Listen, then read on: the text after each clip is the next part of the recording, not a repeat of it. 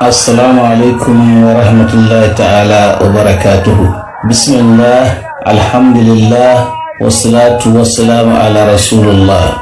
The human skeletal system. During the early stages of human reproduction, precisely after fertilization, the zygote is formed and starts doubling. Doubling means the zygote starts dividing itself into 2, 4, 8, 16, etc. Then the placenta is formed and roots itself into the wall of the womb for nutrition to be supplied to the fetus. The first organ to be created by the Almighty Allah subhanahu wa ta'ala in the human body is the skeleton. Allah subhanahu wa ta'ala informs us by saying in Quran chapter 23 verse 14, thus we then created from the embryo into a shapeless lump. Then from the lump we created the bones, the skeleton, then clothed the skeleton with flesh. Thus we formed him into a new creation of a human being. Glory be to Allah subhanahu wa ta'ala, the best of creators. Now it will interest you to note that the mathematics of both numbers of chapter 23 and verse 14, when divided gives you 1.6. Thus 23 divided by 14 gives you 1.6, and that is the blueprint number of creation. The skeletal system, being the first to be created by Allah subhanahu wa ta'ala, is made of bones, ligaments, tendons, and cartilages. The skeleton is the framework that provides structure to the rest of the human body and facilitates movement. There are 206 bones in an adult human skeleton. As I already indicated, the human being has been structurally created as a Muhammad, peace be upon him. Reference Quran chapter 91 verse 4. There are 206 bones in an adult human skeleton. Here we are, 206 bones. The calculation of 206 into a single digit gives you 8. Thus, 2 plus 0 you get 2, and 2 plus 6 you get 8. The number 8 represents the 8 letters in Arabic of Muhammad Rasul, meaning Muhammad is a messenger. That is the 2 first words of Quran chapter 48 verse 29. The calculation of the verse number in this chapter is 29, and 29 converted into a single digit is 2. Thus 2 plus 9 equals 11, and 1 plus 1 gives you 2, and 2 is the sum of the name Muhammad. In human creation, the structure as well as in every organ, the name Muhammad is presented by numbers pertaining to the name Muhammad, peace be upon him. We are still on Quran chapter 48 verse 29. Now if you divide 48 by 29, you will get 1.6. The blueprint of creation, thus the Al-Kam Al-Taswir. Functions of the skeleton. 1. Supports the body. That is to say, the skeleton keeps the body upright and provides a framework for muscles and tissue attachment. 2. The posture of the skeleton offers the right shape to the body. 3. The skeleton facilitates and allows movements of the body as a whole and its individual parts. The bones of the skeleton provide surface for the attachment of muscles.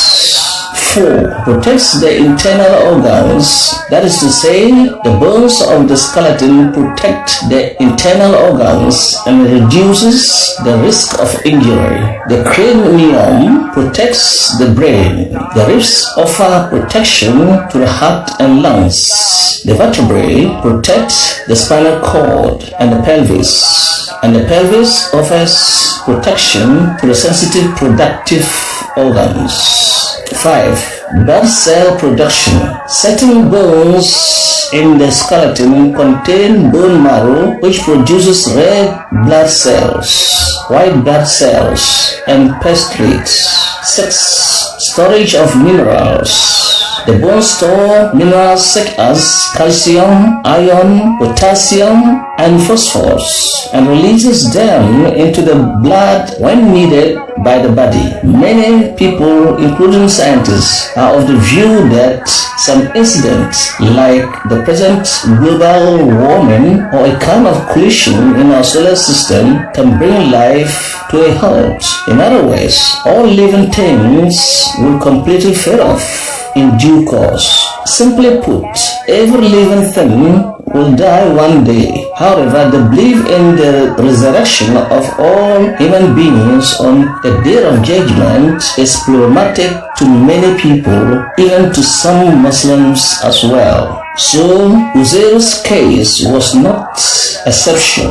Uzair asked himself aloud when he saw a disaster hit a people and as a result they all died. He said, how can Allah subhanahu wa ta'ala resurrect dead beings whose bodies, including their bones, turn into soil? Allah subhanahu wa ta'ala caused his donkey to turn into soil after it died for 100 years and decided to demonstrate to Uzair the process of resurrection after he caused Uzair himself to die 100 years along his donkey, and he, Allah subhanahu wa ta'ala, resurrected Uzair first. So Allah subhanahu wa ta'ala, after making him aware, told him by saying in Quran chapter 2 verse 259, thus, Uzair, take a look at your food and drink. Years have not affected them. Now look at your donkey, now heap of soil, so that we make you a sign to the rest of mankind. Just look at its bones, how we set them together, then clothe them with flesh. When the process of resurrection was clearly demonstrated to Uzair, he said, I now know that Allah has powers over all things. In Quran chapter 75 verse 3 to 4, Allah subhanahu wa ta'ala declares, does human being thinks that we, Allah, cannot reassemble his bones? Certainly, we are capable to put together in perfect order his bones and the very tips of his fingers. Verse 3 has 5 words and verse 4 has 6 words. Verse 3 and 4 added together give you 7. Then 5 words and 6 words added together gives you 11. And 1 plus 1 will give you 2. And that is the Holy Prophet Muhammad, peace be upon him. Then when you divide 11 by 7, you get 1.57. And when converted, it gives you 1.6. If you add up 1 plus 5 will give you 6. 6 plus 7 will give you 13. 1 plus 3 will give you 4. The 4 represents the 4 letters of the name Muhammad in Arabic. Also in Quran chapter 36 verse 77 to 79, Allah subhanahu wa ta'ala informs us about the arrogance some people put up by questioning the powers of Allah subhanahu wa ta'ala when it comes to resurrection of the dead. They even cite examples of the impossibility of the dead being brought back to life after a long decay. Allah subhanahu wa ta'ala has replied them by saying that His power which He used to give life to the human being in the first place is the same power He will use to resurrect the dead. So Allah subhanahu wa ta'ala ordered the Holy Prophet Muhammad, peace be upon him, to announce to the whole of humanity thus, say, O Muhammad, we will give life to them, He who brought them into existence at first. He is aware of all creation. Fingertips signals. Why does the Quran all this while is talking about the determination of the identity of the individual, expressed specifically here about fingertips? It is because we now know that fingerprints is unique to every person. Yes, every person has a set of unique fingerprints. Now, not only that, even identical twins having the same DNA sequence have their own set of fingerprints. Currently, it is called biometric verification, BV. Thus, we can say that the identities of people are coded in their fingertips and their DNA, the intestines in human anatomy. To draw the curtain down on human anatomy, I wish to conclude in my presentation on human anatomy by including the intestines in this presentation. Though I have not covered the complete subject of human anatomy, I have, however, exhausted most of the subjects. Now, the intestines are long continuous tube which forms part of the digestive tract, extending from the stomach to the anus. Most of the digestive processes take place in the intestines, and it is the site where digested food materials are either absorbed for use by the body or collected into feces for elimination. We have two types of intestines, the small intestines and the large intestines. Here again, two types of intestines. The two represents the Holy Prophet Muhammad, peace be upon him. All the organs in the human body have to correspond to the Holy Prophet Muhammad, peace be upon him, in a kind. The small intestine, which is directly connected to the stomach, has an average of 4 meters long. As I already indicated, 4 represents the 4 letters of the name Muhammad, peace be upon him, in Arabic. The small intestines leads into the large intestines at the right lower part of the abdomen. The large intestines is 1.6 meters long. 1.6 is the blueprint of creation and connected to the Holy Prophet Muhammad, peace be upon him. The large intestines is divided into several sections, including the cecum, ascending column, transverse column, descending column, and the rectum, which ends at the anus, in the anal canal. The food that we eat passes through the mouth, where digestion begins, and when swallowed, it passes through the esophagus into the stomach, and after the stomach has finished its pass of digestion, it then pushes the food into the small intestine. The small intestines mix ingested food with mucus, break down the food with digestive enzymes, and absorb the nutrients into the bloodstream. By the time the food you eat gets to your large intestines, most of the digestion is done. The large intestines, however, plays a vital role in absorbing water, minerals, and some of the remaining nutrients from the food. It is responsible for the formation of feces, which is also called stool, as a waste product. The rectum stores the stool until you feel the need to have a bowel movement.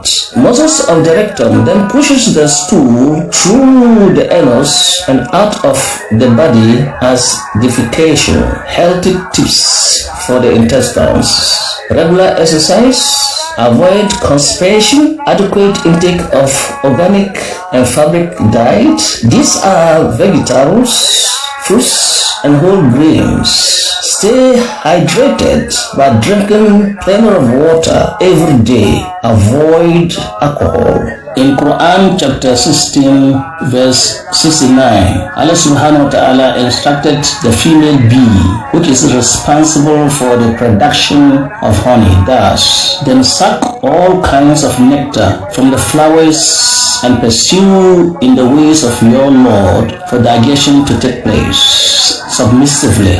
Then after that, there comes out from its belly a beverage of many colors, minerals and vitamins, in which there is healing for mankind. Most surely there is a sign in this process for a people who reflect. Coming to this conclusion in human anatomy, those who follow my Juma greetings presentations will agree that there's no iota of doubt that authoring a book similar to the Holy Quran is indeed far beyond the ability, the capability, and the capacity of both mankind and the extracelestial entities. The Holy Quran is therefore indeed the blueprints of science and technology. On this note, I pray to the Almighty Allah to bless everybody. I pray to the Almighty Allah to curtail the coronavirus pandemic for the whole of humanity. I pray for relative peace to prevail everywhere in the world. I pray for everybody in the world. I pray for excellent health and prosperity for everybody. I pray for progress and prosperity for nations and individuals.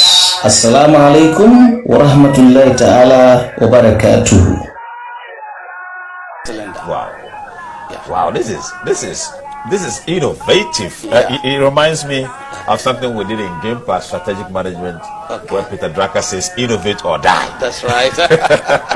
If you can innovate, you're about to. But there are more footages we'll be seeing. Yes. Well, as we having this conversation, and we're looking at a very. Okay, now my producer says it's about time we see how the car moved. Let's see the pictures. Okay, we can see Sheikh Salawatia. Sheikh, tell us what you're doing right now. Yeah, right now, we have pumped enough air into the car. Right. Now you see, the air came out and it drove the car moved. The car moved. Yeah. Right. Another demonstration. I like to see that once again. If our producer can take it again. Yes. You see. Wow. Yes. Wow. Yes. Okay. Now, Sheikh, this is innovative. Yeah. This is engineering. This is serious scientific business. Yeah. Now, you've been able to move a 4x4 vehicle by the use of wind energy. That's right. It has moved. Yeah. Now, you've changed the paradigm of our mindset as far as those who were doubting that wind can never move a car. Yeah.